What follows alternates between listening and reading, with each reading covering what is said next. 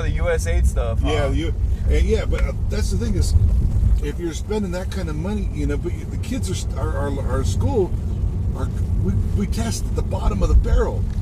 How do we get that better? When you're spending that much money on it, and the United States kids are just dumb as a box of rocks compared to the majority of the other countries, and we spend more money than anybody. What's wrong with it? That's the question.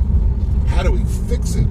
No, I agree. I think our education system is absolutely awful. The thing is, like, Trump always talks about Norway. He talks about, like, China. He's like, these guys have so much better education than we do, right? And he's always talking about that. And it's like, those countries don't have private education. We do. They have a very different approach. They understand that the next generation must be properly educated so that we can have a competitive labor force. And I feel like we're moving in the opposite direction. If we want to fix education, I think the real solution is to make sure that, we have a proper regulatory mechanism and no room for private schools or charter schools and things like that, and to bring up the public structure to resemble some of these other countries that have significantly better outcomes. Yeah. I know it sounds like a dream in America, but... Well, the other thing that you see right now is with those countries you're talking about, like China and like Asians and stuff like that. It's not just the schools; it's the family unit is also that way.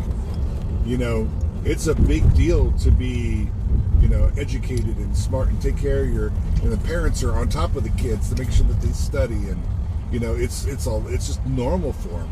To where here in the U.S. it's just like, we're gonna go skateboarding today. Bye, Mom. Is your homework done? Well, I'll do it later. I mean, so part of it's the family unit too.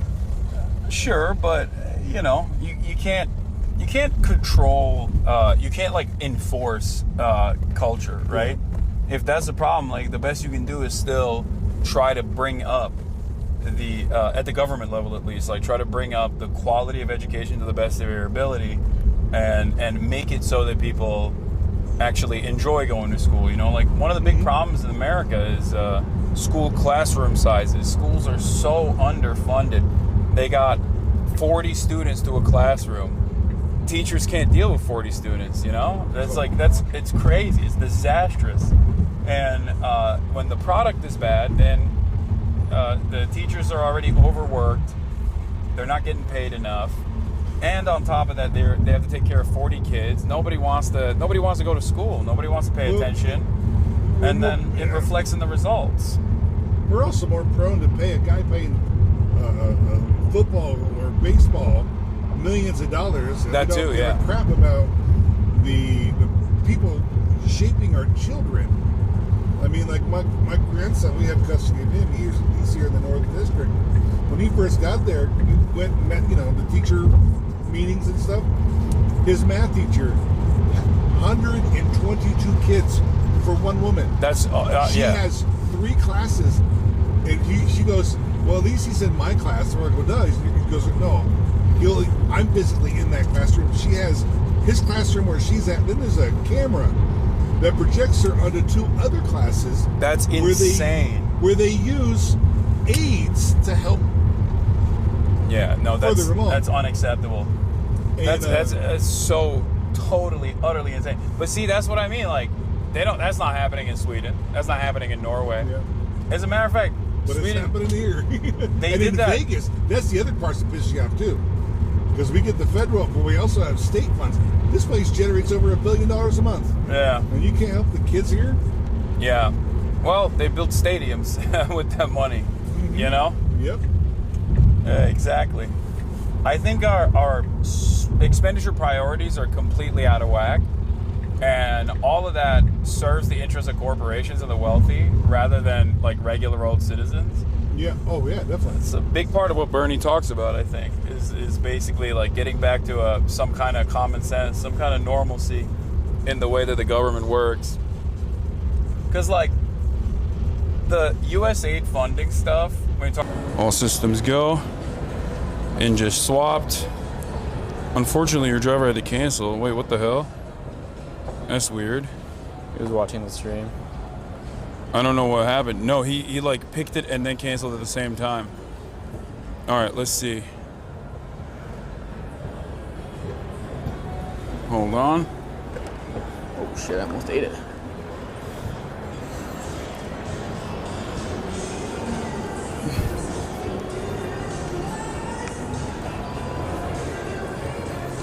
This is a black Tesla Model 3. More EVs. Are we swapped over? Yeah. Oh, hi. I'm looking at the chat to see if it's like... Is the audio good? I don't know, ask them.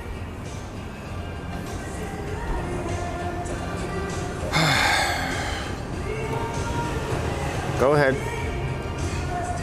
Good, all good. Okay, that's what they're saying. What's your little... I think that's probably it, yeah.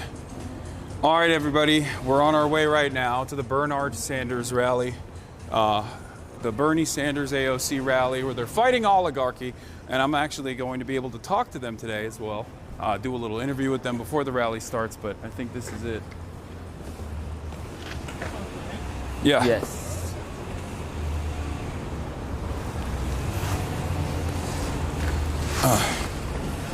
Ow. We're doing great. How about yourself? Oh, not too bad. Hey, you got a PIN number for me, please? I do. It's, can you mute it just to be safe? Yes, I can. Give me 2 seconds. Sorry. Did it work?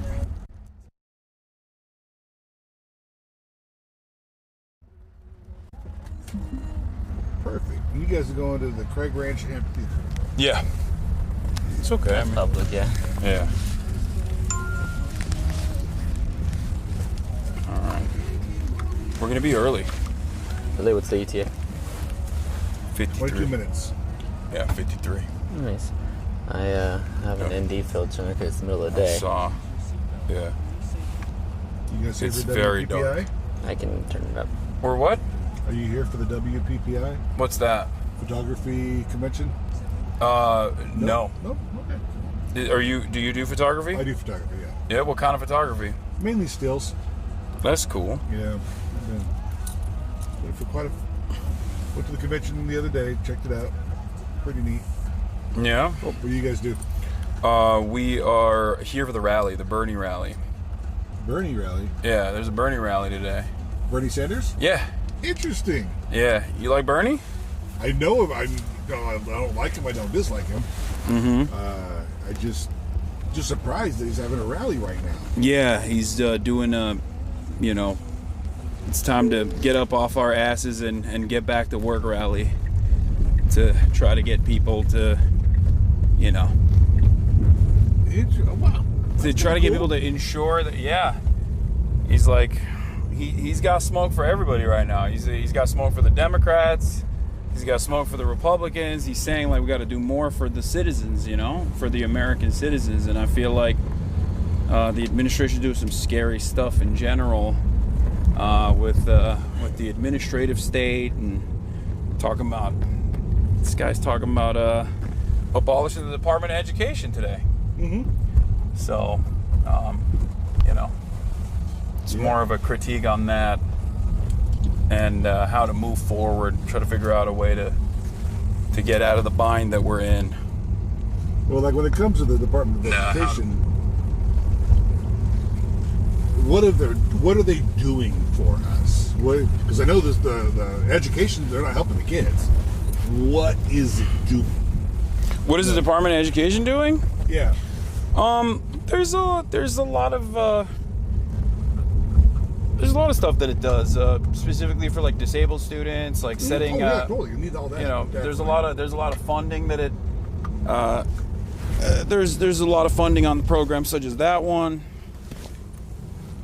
There is some kind of regulatory mechanism that it maintains over schools, so people aren't just like teaching random crazy shit. You know what I mean, in schools, stuff like that. Big part of it is also student loans, obviously. Mm-hmm. Trump is definitely keeping that part. He's not abolishing student loan debt, it seems. Well, I don't think he's going to get rid of helping kids get, special needs kids and stuff too. We'll see. He already cut a bunch of They just passed a continued resolution that gave Trump the power to cut a bunch of these programs, like mental health programs that help people struggling with like mental health and things like that. So some of the challenges I see right now in all of it is that this last administration went through, and I mean, how much money is being spent on stupid stuff? But a lot of the stupid stuff, like a trans Sesame Street in Iraq. Why are we spending money on that? Yeah, you're talking about like, trans Sesame, what is it? Yeah, Sesame Street yeah. Or whatever. Like all that stuff it's pennies, right? Like it's nothing. As a matter of fact, like the Doge stuff that they were talking about, like Elon was coming out and being like, oh, we were cutting $8 billion here and $10 billion there. Like there was an investigation that was conducted and they looked into like the actual dollar value of the things they cut. It's not even $1 billion. Like they were saying they were cutting, hundreds of billion. They haven't even cut $1 billion in expenditures. Yeah. And the USAID funding got restored by the Supreme Court anyway. So it's the one area where like I don't even necessarily disagree all that much in terms of foreign aid and in terms of like where the money gets spent. But that's the one thing that the Supreme Court restored already. I'm more scared about the federal government layoffs because like there's a lot of people who are underemployed in this country. There's a lot of people who don't make enough money. There's a lot of people that don't have any benefits package because they're not like regular W-2 wage laborers with any protection whatsoever. And on top of that, you got the one like bastion, the last bastion of like middle class jobs in the federal government, and you're cutting that by the tens of thousands for no discernible reason. I'm like, things are going to start breaking, Well, the interesting thing is with the first round of them was just saying you had to come back into the office, and they lost like 75 million of them, or some amazing amount, just by saying you have to come back to the office and work. No, they wanted to change the remote work structure back to like office, back to office work. Yeah. Which I don't really care about, to be honest. Like I don't really care if people work from home. I mean, I get to work from home. Depending on what it is, in my opinion, when it comes to work from home and stuff, I think you get more done in an office setting than you do sitting at home. But it also depends on what the career is. Yeah. I mean, if you're just adding up numbers in a column, it doesn't matter where you do it at. Yeah, I think it's mostly jobs like that. I don't think the federal government is like letting people that need to go and like check the factory floor or whatever to make sure that everything's up to par, work from home and be like, all right, I made it up. I'm doing regulation from my house. But then you get the guys who are sitting there, they have their government job, but they're also working a second job because they're only doing a little bit of work on the government stuff. That doesn't make me happy. Hell, I lost my career when Biden took over. Wait, what did you do? I used to work in the oil and gas industry. Oh, you work in the oil and gas? Wait, so in Vegas or in Pennsylvania? Moved oh, you did? Yeah. You worked in fracking? Not kind of. Well, we dealt with explosives on our end of it. We were the ones who put the holes in the casing in the earth. Uh-huh. And then they would, if it's something that needs to be fracked, they would frack through our holes. If not, it's just where the conventional oil and gas comes through. So you're originally from Pennsylvania? No, I'm originally from Southern California, but for 22 years I worked in the oil and gas industry. Yeah, and then you moved to Pennsylvania for that. I lost my whole career, my whole life due to that. I lost all my pension, all of that over losing my job back when he took over. So what happened? Like the company did layoffs because they were worried? Most of ours was all federal work. 70% of what our company did was on federal lands. And once Biden took over, he didn't sign any federal land leases till like the last 3 months of his presidency. Uh-huh. So when you make, I made a good wage and got taken care of. And it's funny because you drive a Tesla. Actually, I have to rent. I work 105 hours a week now, and I rent this. This is the only way I can survive. Yeah. Hey, I work 7/15s So wait, why'd you rent a Tesla? because there's no maintenance on them. Yeah. That makes Yeah. sense. There's So no it's- I mean, tires and windshield wiper fluid. yeah. I mean, I started off with my Nissan Murano, but I put 114,000 miles in 11 months on it. And then you're talking about, within that, you're talking oil changes about every 10 to 12 days. You're talking transmission services and all that. Every time you do that, like the oil change is 2 hours for me. Yeah. By the time I go drive there, get it done, get back. But that's 2 hours I lose working. Yeah. So this, I have none.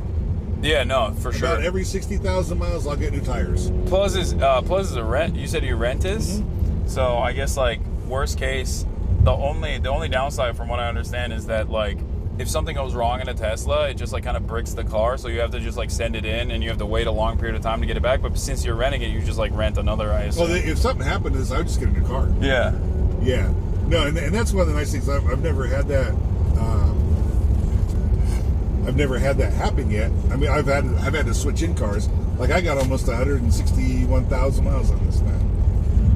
You know, I'll drive the crap out of this thing till it's done. Yeah. Yeah, I got a EV2 for my daily driving. It's pretty easy. I'm not like a big car guy though, so that's why I don't really care. Well, I think these are great for daily drivers.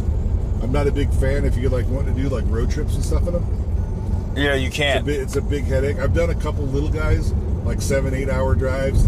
It just adds so much to the drive. Yeah, you got to like sit there, wait, have it charge. But if you're just going to drive around your city or a few hours from your city, I mean, you can't beat them. Yeah. I mean, this is a lot. You do a lot of driving though, because I mean, in the Uber, you're driving a lot. Is charging is not an issue in Vegas? There's a lot of fast chargers, right? Superchargers or whatever. Yeah, superchargers. It's still a kind of a pain, but I've got it used to. Like, I will stop at lunchtime and go charge, and I'll go get lunch. Yeah. So I kind of combine my time together with that. How long is the supercharging? How long does that take? Typically about 40 minutes is an average. Now in the summer it gets a lot longer, and I have to charge more often. When we because you got the AC on. No, not just the AC. It's them the car's trying to keep the battery at a temperature. And so I'm fighting that. It's trying to keep it at a certain temperature. And I mean, we get to 120 degrees here. True. And that battery is just that AC the AC for that. It puts all the power to that first. It's trying to save the battery. Yeah. And then whatever they got left is out here. There's sometimes you'll be on AC, but this is lukewarm at best. Yeah. And I feel like the more usage you have on the battery, the more the battery life is worse, right? Like, yeah, it does go down, but like I said, I got 160,000 on here. This thing, full battery originally was about 290 miles, is what it said. And right now, even at full charge, it says it's like 250. That's pretty good. 260. Yeah. I mean, I don't ever pay attention to miles. My percentages are more important to me. Have you ever seen the crazy stuff that they're doing in China? They got they got cars now. They just like roll up, and then there's a platform that like raises the car a little bit, and the battery swaps it in a second. Well, yeah. Well, they've been talking about doing that here. Yeah. That would be kind of cool. Something you could pull out and redo. Yeah. I think it's just like it's probably too costly for us, so we can't do it. You know. They just got to figure out what they got to do is they got to find some kind of they got to get their transfer rates down. They got to find a way to make it get into the battery quicker. That's one of the biggest